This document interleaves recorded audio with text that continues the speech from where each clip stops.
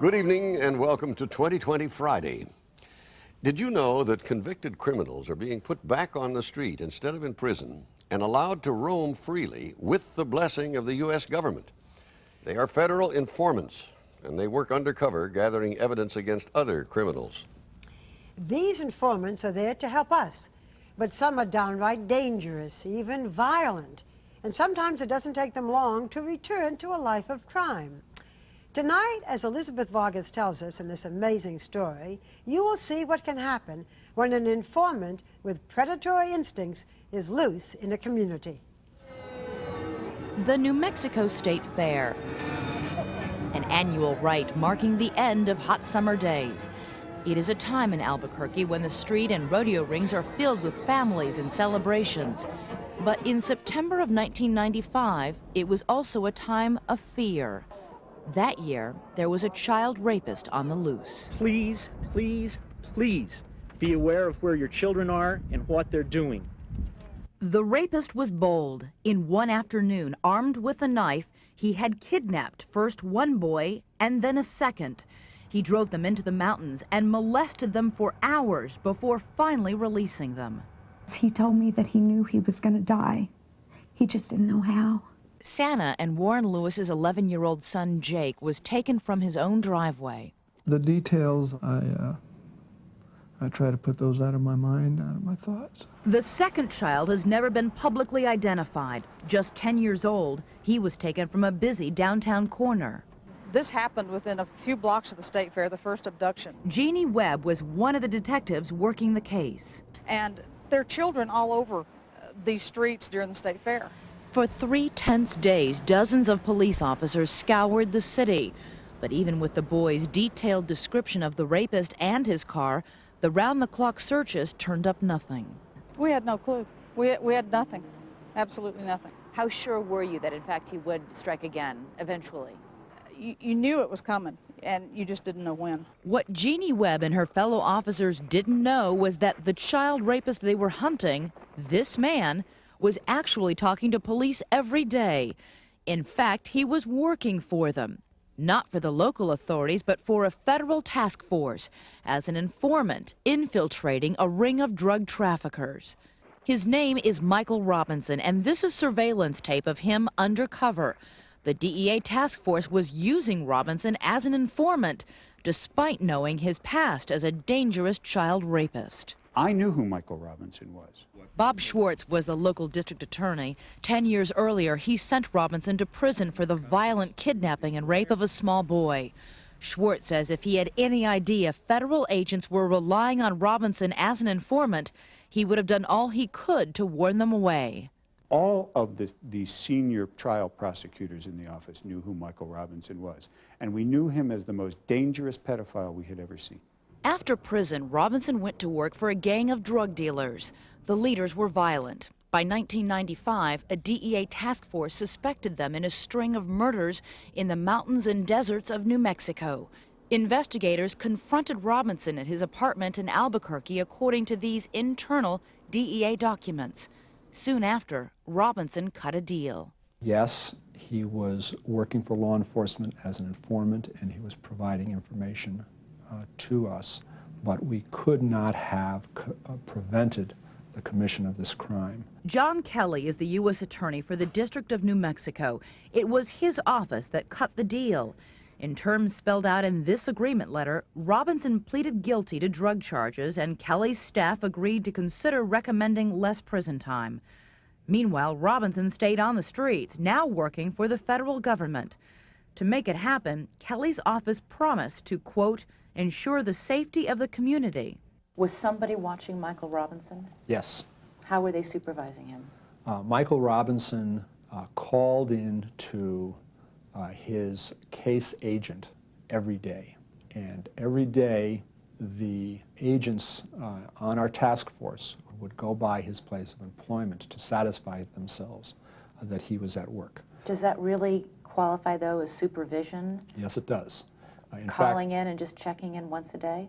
That's actually quite intense supervision. But not intense enough to stop Robinson from raping the 2 boys. In fact, Robinson says he was with one agent just hours before the rapes, and again in the days following. The government does not put informants under 24-hour supervision. If we quarantined them, they could not function as informants. When Jake was kidnapped, he was kidnapped by sudden jerk that took my son and did horrible, unspeakable things to him. And then a couple of weeks later, we find out that it's some jerk that the federal people are supposed to be watching, and this is kind of a big deal. What was your reaction when you found out that Michael Robinson wasn't just a man who attacked and abused your son, but a federal informant?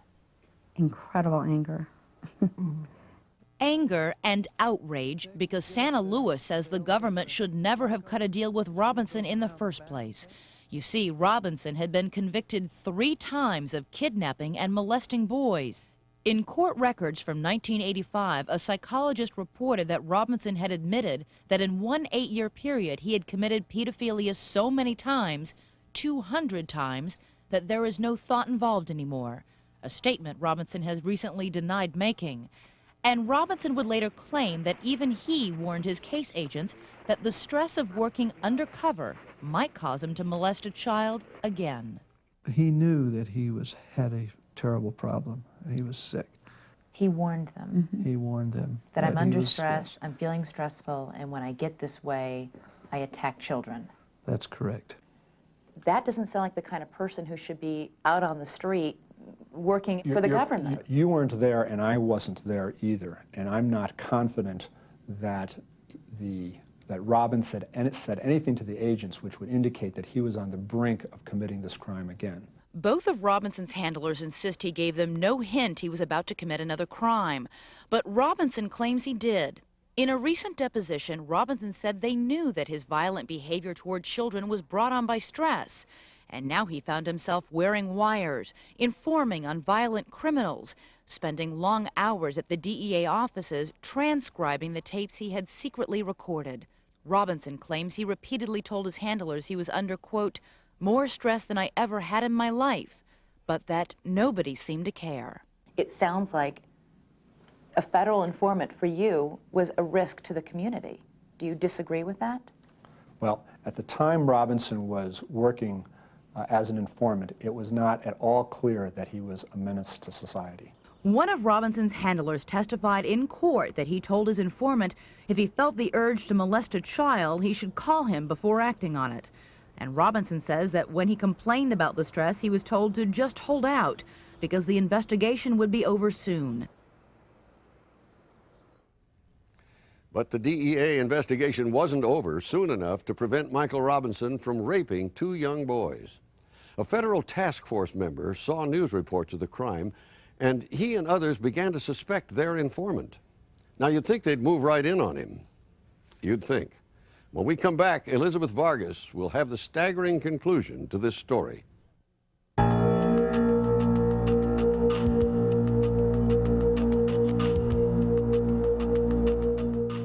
We return now to our story about what can go wrong when the government uses convicted criminals to work the streets as federal informants.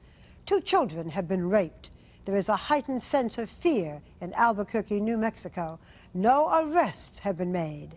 And as Elizabeth Vargas tells us, detectives working the case have no idea what they're up against.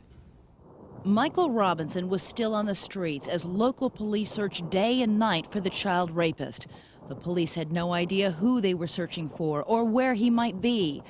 Agents with the federal task force, however, were talking to or meeting with Robinson every day. But even with the news of the rapist being broadcast on television and detailed descriptions of Robinson and his car, it was 2 days before any member of the task force suspected that their informant might be the man. Let me tell you what these agents did, because they conducted themselves exactly the way they should have. The minute that they learned that this sexual assault had occurred, they reported it to the assistant U.S. attorney on the case, and they immediately went to the sheriff of Bernalillo County. 3 days after the attacks, after hearing details about the rapes, Michael Robinson's case agent notified top officials in the sheriff's department that Robinson might be the one. But the DEA task force was close to making arrests in its own case against a sprawling murder and drug trafficking ring. Task force members felt that pulling Robinson in could jeopardize their case. So the DEA task force and the sheriff's department tried to come up with a way to quietly prove or eliminate Robinson as the suspect. Meanwhile, not one of the police officers searching the streets of Albuquerque was told a thing. And incredibly, no one was assigned to keep an eye on or follow Michael Robinson to ensure that if he was the rapist, he wouldn't attack again. You don't sit back and wait when you've got a dangerous criminal out there hoping you'll get more evidence. That's just the problem, because your next evidence might be a dead body. It might be another raped child.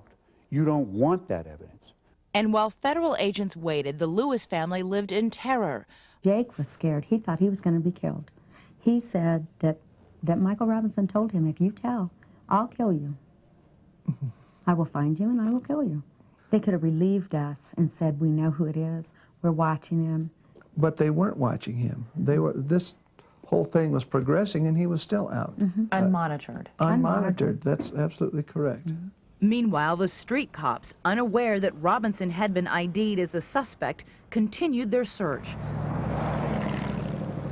Finally, one officer got lucky and noticed a car in a parking lot that fit the description the two boys provided. Officers converged on the scene, and Jeannie Webb arrested Robinson inside the nearby nightclub where he was tending bar. On the way to the police headquarters, Robinson made a startling claim. When you arrested Michael Robinson, he told you that in 3 days' time he was supposed to enter the witness protection program. Yes. Disappear. Yes. New identity. Go someplace else. Totally. Completely. Not so, says John Kelly. He says that once his staff was certain that Robinson was the suspect, they would have made sure he was charged and brought to court. Michael Robinson eventually confessed to kidnapping and molesting the two boys. He was convicted and sentenced to life in prison. But he is not the only federal informant to commit crimes while working for the government. I think in the enthusiasm of making cases, they lose sight of the safety of the community. Philip Hyman wrote the Justice Department's original informant guidelines. He says informants are essential, but the government needs to be more careful about the people it selects to be informants, and more careful in how it monitors them. For example, in Boston, authorities say Whitey Bulger was the head of an organized crime ring at the same time he was a longtime informant for the FBI. In Kentucky, a federal informant who agents kept out of jail shot and killed two brothers. And in New Mexico, the ultimate irony. One of the criminals Michael Robinson was hired to report on had himself been a federal informant, a violent felon in the government freed from prison, and who then went on a spree and shot and killed at least one man. If you don't watch them all the time, and they are otherwise violent people, you're taking a grave risk that you hurt somebody. That warning comes too late for Warren and Santa Louis and their son Jake, a boy who his parents say will never be the same, and a case that still enrages a detective. Can you think of any case where somebody like Michael Robinson should be used as an informant? Absolutely not, with his past history, and they knew his past history. There are some after this case who say pedophiles should not be used as federal informants, categorically. There are some who say that all pedophiles should be behind bars for the rest of their lives. If you had to go back and do it all over again, would you still use Michael Robinson as an informant? Yes, I would. If he thinks that that's what he should have done, then it scares me that he's in that position of power, because he's a fool. So they've learned nothing, basically. My kid has gone through this, and they have learned nothing. They don't care who it hurt. They don't care about this little boy that is going to have this in his mind forever. This is not something that goes away. It goes away for them. They didn't care when it happened. It was a means to an end, and that's all it was.